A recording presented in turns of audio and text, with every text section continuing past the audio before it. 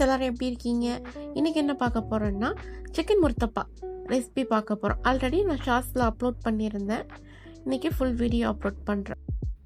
First stuffing செய்கிறதுக்கு ஒரு 1/2 kg வெங்காயம் உரித்து அதை நான் கட் பண்ணி எடுத்து வச்சுக்கிறேன். வெங்காயம் கூடயே கொஞ்சம் கேரட்டும் போட்டால் நல்லாயிருக்கும். கேரட் அது ரொம்ப போட்டாலும் இனிக்கும். அதனால் நான் ஒரு 1/2 கிலோ வெங்காயத்துக்கு சும்மா ஒரு கேரட்டில் பாதி கேரட் தான் போடுவேன். அதையும் அரிஞ்சு எடுத்து வச்சுக்கிறேன். சில பேர் உருளைக்கிழங்கெலாம் சேர்ப்பாங்க. நான் எங்கள் அம்மா செய்கிற மாதிரி கேரட்டும் வெங்காயமும் இதுதான். பச்சை மிளகாய், மல்லிக்கீரை இவ்வளோ தான் போடுவேன். இவ்வளோ வெங்காயம் கேரட்டுக்கு ஒரு 4-5 பச்சை மிளகாய் போட்டால் நல்லாயிருக்கும். காரம் வேணுங்கிறவங்க அவங்களுக்கு தகுந்த மாதிரி காரம் ஆட் பண்ணிக்கலாம். ஃபஸ்ட்டு சிக்கனை சின்ன சின்னதாக கட் பண்ணி இஞ்சி பூண்டு பேஸ்ட்டு, மஞ்சத்தூள், மிளகாத்தூள், உப்பு சேர்த்து லேசாக எண்ணெய் ஊற்றி ஒரு எண்ணெய் சட்டியில் வேக வைக்கணும். நம்ம சிக்கனுக்கு பதில் பீஃபு, மட்டன் கூட சேர்த்துக்கலாம். அதெல்லாம் ப்ரெஷர் குக்கரில் இதே மாதிரி வேக வச்சு சேர்த்துக்கலாம். சிக்கன் ஈஸியாக வெந்துருங்கிறதுனால நான் சட்டியில் வேக வச்சுக்கிட்டேன்.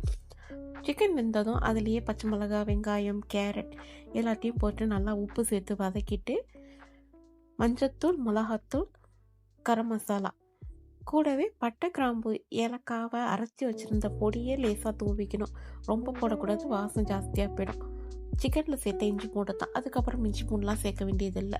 இதுவே ரொம்ப நல்லா குக் ஆகணும்னு இல்லை. வெங்காயம் கொஞ்சம் நறுக்குன்னு இருந்தால் தான் அந்த முர்த்தப்பா சாப்பிடும் போது நல்லாயிருக்கும். ரொம்ப வெந்தால் ஒரு மாதிரியாக சோந்தா மாதிரி இருக்கும். அதனால் ரொம்ப வேக வைக்க வேணாம்.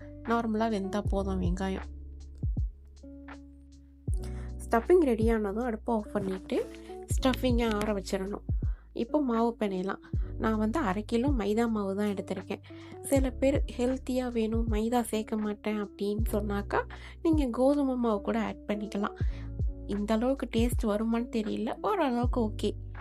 இந்த மாவு பிணையும் போது கொஞ்சம் நெய்யும் எண்ணெயும் சேர்த்து நல்லா சூடு பண்ணி ஆவி பறக்கும் அந்த எண்ணெயும் நெய்யும்.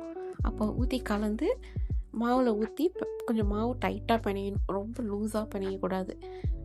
இதோட சீக்ரெட்டே இந்த நெய் ஊற்றி மாவு பிணையிறது தான். இந்த மாவு அவ்வளோ புசன்னு இருக்கும் சாப்பிடும் போது. சும்மா தண்ணி ஊற்றி பிணைஞ்சா ரொம்ப ரப்பரியாக இருக்கும். அது பிச்சு சாப்பிடும் போது அந்த டேஸ்ட்லேயே இருக்காது. அதனால் நம்ம நெய் ஊற்றி பிணையிறது ரொம்ப நல்லாயிருக்கும். அது நெய்யை காய்ச்சி ஊற்றி முக்கிறது ரொம்ப டேஸ்ட் நல்லாயிருக்கும். ரொம்ப தண்ணி சேர்த்துடக்கூடாது மாவு பிணையிறதுக்கு. மாவில் கொஞ்சம் உப்பும் சீனியும் சேர்த்துக்கிட்டு நெய்யை ஊற்றின பிறகு கொஞ்சம் ஆறின பிறகு தான் தண்ணி ஊற்றி மாவு பிணைஞ்சி மாவை நல்லா பிசைகிறதுல தான் இருக்குது அந்த முர்த்தப்பாவோட டேஸ்ட்டு. பரோட்டாவும் அப்படித்தான். மாவு எந்த அளவுக்கு பிணையிறோமோ அந்த அளவுக்கு டேஸ்ட்டாக வரும். மாவு பிணைஞ்சதும் உருண்டை போட்டு எடுத்து வைக்கிறேன். 1/2 கிலோவுக்கு திட்டமான உருண்டை போட்டாக்கா 9லேருந்து 10 வரும். அப்படி இல்லை சின்ன சின்னதாக நான் போடுறேன்னா 12, 13 இந்த மாதிரி கூட வரும். ஆனால் பேசிக்காக ஒரு 10 உருண்டை தான் 1/2 கிலோவுக்கு வரும். நான் கரெக்டாக மாவு உருண்டை போடுறதும் கரெக்டான ஷேப்பில் இப்போயே போட்டால் தான் வளர்த்தும் போது ஈஸியாக இருக்கும். மாவு உருண்டை போட்டு எடுத்து வச்சுட்டேன். மாவு உருண்டை பிடிச்சதும் கொஞ்சம் எண்ணெய் ஊற்றி ஒரு 1 hour ஊறட்டும் மாவு. அந்த எண்ணெயை திருப்பி நம்ம சுடும் போது யூஸ் பண்ணிக்கலாம், வேஸ்ட்டாக போகிறது கிடையாது. இப்போ பரோட்டா மாதிரி வளர்த்த ஆரம்பிச்சிடலாம். முர்த்தப்பாக்கு சில பேருக்கு வளர்த்த தெரியாது. அதனால் இந்த ரோலிங் இதுலேயே வச்சு மெலிசாக திரட்டிக்கிட்டு அதில் ஸ்டஃபிங் வச்சு சுடலாம். நான் எனக்கு கொஞ்சம் பிரியாமல் வர்றதுனால நான் எப்போதுமே இப்படி வளர்த்தி தான் நான் சுடுவேன். எனக்கு இதுதான் ஈஸியாக இருக்கும். சில பேர் இந்த மாதிரி திரட்டி வைப்பாங்க உள்ள. அது கொஞ்சம் எனக்கு மொத்தமாற்றி ஃபீல் ஆகும்.